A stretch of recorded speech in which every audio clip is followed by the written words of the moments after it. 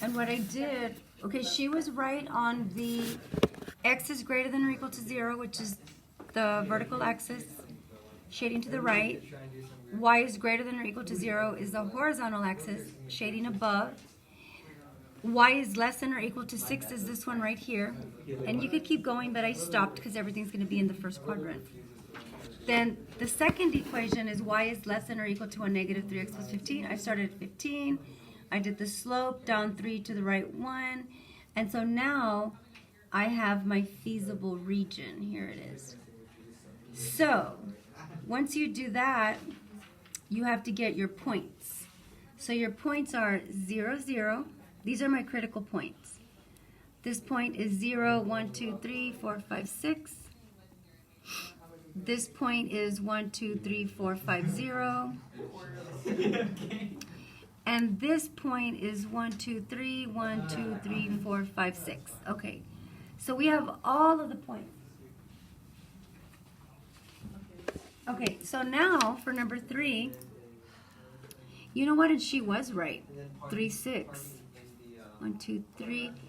Oh, it's going by twos. She was right. Okay, so once you get the points, she already has a maximum and a minimum here, but I'm going to check it.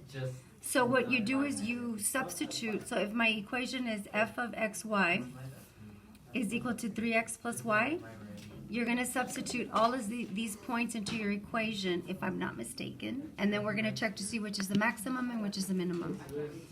So I'm going to start with 0, 0. And it's 3 times 0 plus 0, which gives me 0. Then I'm going to try 0, 6, which is going to be 3 times 0 plus 6. That gives me 6. Then I'm going to do 3, 6, which is 3 times 3 plus 6. That's 15. And then 5, 0, which is 3 times 5 plus 0, and that's 15. So my maximum is at 15. And my minimum is at 0. So she got that one right. Okay. For number 4, it's the exact same thing, except for you have to solve for y. Put that over there. So for number 4, I'm going to solve for y right here where it says 4x plus 2y is greater than a negative 14. So I'm going to subtract 4x. 2y is greater than a negative 4x minus 14. Divide by 2.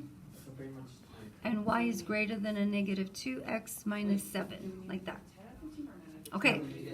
So we got our points. If x is less than or equal to 0, that means it's going to go this way.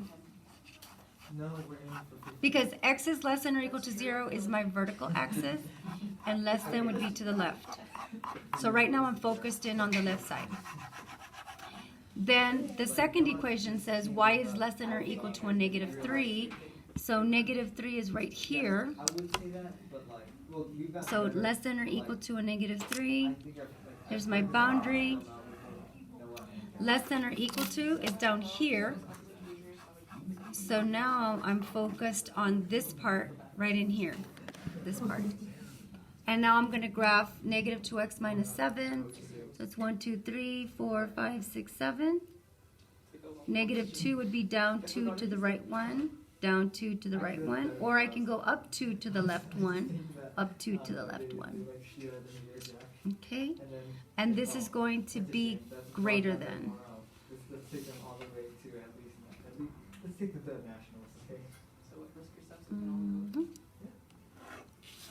And so greater than is above my boundary. So this is my area right in here.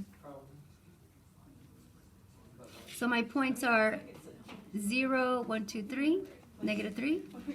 This point is did I do that right? 0, negative 3. This point is negative 2, negative 3. And this point is 0, 3, 4, 5, 6, 7. 0, negative 7. 7 because you counted up? Or where? Down. Down. What? So 0, 1, 2, 3, 4, 5, 6, 7. I went down. Oh, okay. So now we substitute these points into this equation here. Do you want me to show you that? So the equation is f of xy equals negative x minus 4y. So I'm going to try 0, negative 3 first. So that would be 0 minus 4 times negative 3. We work it out. Then I'm going to try 0, negative 7. So that's going to be 0 minus 4 times negative 7. Work that out. And then the other one is negative 2, negative 3. So that's going to be negative x, which is a negative 2, minus 4 times negative 3. So this one's going to give me 12, this one's going to give me 28, and this one's going to give me 2 plus 12, that's going to be 14.